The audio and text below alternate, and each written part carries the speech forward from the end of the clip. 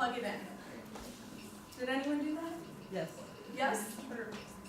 Monica, would you mind sharing what The two starches, the bagel, the half a bagel. a half a bagel? Thank you for sharing. Anybody else? I have a cup of oatmeal and one slice of toast. And that was for you had 2 starch exchanges? Okay, so what was your name? Karina? Karina. So Karina had 2 starch exchanges and she chose to break it up into oatmeal Toast? and a piece of toast. So just to reiterate, these are a couple of the general serving sizes as far as starch goes. Half a cup of cooked cereal, grain, or starchy vegetable, a third of a cup of cooked rice or pasta, 1 ounce of bread product, which is about a slice of bread, and 3/4 to 1 ounce of most snack foods. But just be mindful when you have snacks, they could contain extra fat, so that's one thing to look out for. So moving on, we're going to plan Patricia's fruit. And as you can see for breakfast, she has allowed 1 fruit exchange. So Patricia chose fresh fruit mixed, 1 cup. So again, this is something that you can do. She chose to do mixed. As we know, fruit does not all come in the same size. There's big fruit and small fruit. So I'd advise you all to utilize the Choose Your Foods manual to find out the exact portion size and serving size of that particular fruit. These are some of the generalized kind of serving size, a half a cup of canned or fresh fruit or unsweetened fruit juice. Yes, fruit juice is considered a fruit serving, however it does have a higher sugar content, so you want to be mindful of that when choosing fruit juice to supplement your fruit serving. A small fresh fruit, 4 ounces, is about a small apple. 2 tablespoons of dried fruit, which is not that much, so just keep in mind. And again, utilizing that Choose Your Foods book to determine correct portion sizes. So, moving on again, we're going to plan for vegetables. And as you can see for breakfast, she's allowed 1 vegetable exchanges. Vegetables are a bit easier when calculating portion size. It's a half a cup cooked or 1 cup raw. That's pretty basic. You can mix vegetables or you can keep them the same. And again, these are non-starchy vegetables. There's a whole list in your Choose Your Foods manual that differentiate the non-starchy, and the starchy are going to be included in the starch. So Patricia chose for her vegetable to do spinach, mushrooms, and tomatoes. And she did 1 cup, and that's going to be raw, which equals her 1 exchange. So next, we are going to move on to milk. Patricia is allowed 1 milk serving for her breakfast. So she chose to do fat-free milk and 1 cup.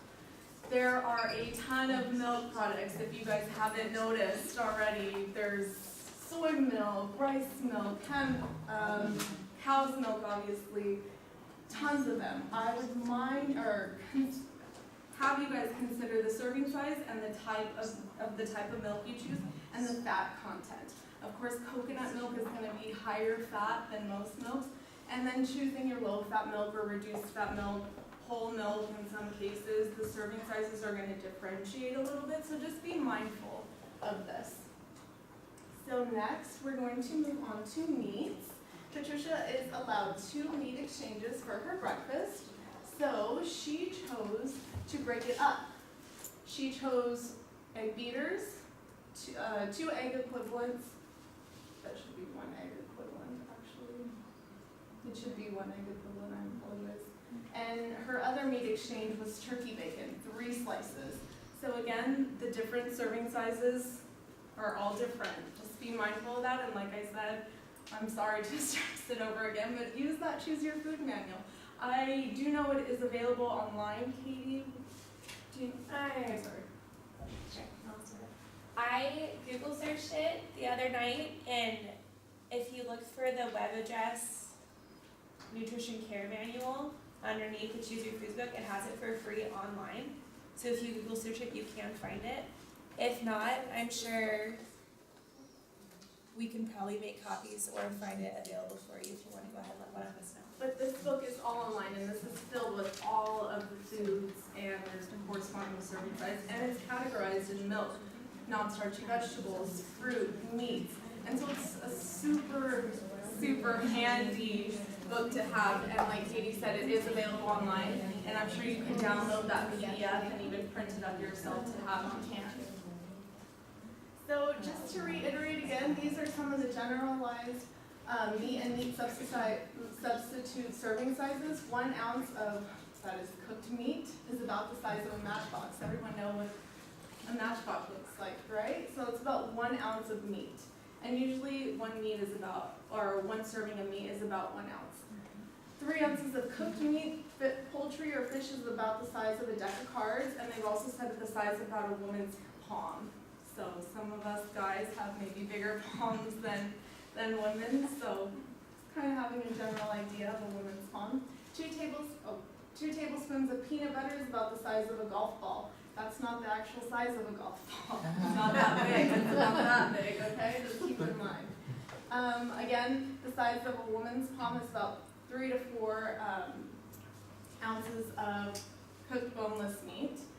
1 ounce of cheese is about 4 dice. So 4 dice put together, that's about 1 ounce of cheese, and that's 1 serving size. So last, Patricia is allowed 1 fat exchange for breakfast. She chose to use some butter, reduced fat 1 tablespoon.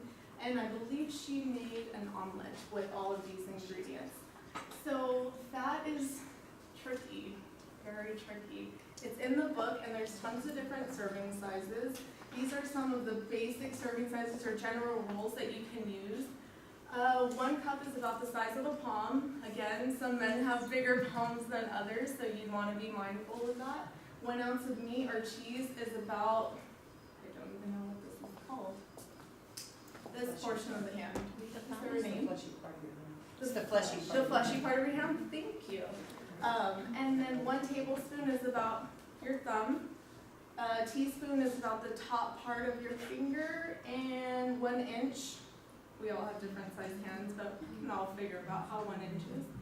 And 1 to 2 ounces of nuts or pretzels is gonna be about a palmful, not a palmful, but a palmful, okay? So this was Patricia's meal plan. This, as you can see, will witness how she planned her breakfast. She made an omelet. As you can see, for lunch, I believe she made a sandwich. One of her snacks was a granola parfait, and for dinner she had a pasta with some veggies. So this would be your ultimate goal, is to take your diet prescription and your exchanges that have been distributed for you and plug in the foods that you like and that you know you can eat. With some modifications, of course, but to create a meal plan that's individualized for yourself, not necessarily for your family members, but for yourself. So, 5 easy steps to remember. Choose a meal, breakfast, lunch, dinner, snack, whatever you want to plan first. Choose an exchange, so whether you want to start with fat or starch, vegetables, it's up to you. And some meals may not have every exchange group in them. For instance, a snack may have a milk and a starch, so you're not going to plug in a meat substitute. Another thing to keep in mind is the exchanges produced for you should be based off of your normal eating habits. So if you normally have a big breakfast and don't have snacks, and they put a snack for you, feel free to move things around. What you don't want to do is combine all your exchanges into one meal, so you're eating this one massive meal. Try and distribute them evenly, but yes, feel free to play with those exchanges and move some around. Next, or after choose an exchange, you want to choose your food, just what you just did for starches. I know we chose oatmeal and toast. Yes, toast. So choose your food, something that you like. And then record your food. Record it down on the log so that you have it set there. And then repeat for each meal. So essentially, you should be able to plan your own meal for breakfast, lunch, and dinner. Any questions? Questions, anyone? No one? Everyone knows? Yes. So in terms of I'm trying to think about my daily life and then the weekends, going to eat with family, and I have no choice about once I get there what it's gonna be. Of course, life happens. So what's the thought process in My that? suggestion would be knowing your general calorie intake or your calories needed, and then your exchanges, and then keeping in mind all of these. A palm of your hand is about, yes, these portions portion sizes so that you know that when stuff is sitting on a platter this big, you don't need to have a huge portion of it. You can know about what size stuff is. That would be my suggestion. I know last week we were provided a full handout of different portion sizes, so that would be something to familiarize yourself with. All right, thank you. Good question. Anybody else? No? All right. Well, food for thought, make your calories count. Choose nutrient-dense foods. You want to have the most amount of nutrients for the foods that you choose. Healthy carbohydrates. Try and choose whole grains versus refined grains. Fiber-rich foods. We all know fiber is good for us. It helps us go to the bathroom. And it's really good. So try and choose foods rich in fiber. Good fats. Try and choose your olive oil or have some avocado and stay away from the saturated fats or the trans fats. Also, don't forget your fruits and veggies. I know it's a bit redundant, but it's one of those big ones that we often bypass. And that was my reference for this subject. So, thank you. Any last questions before we end? No?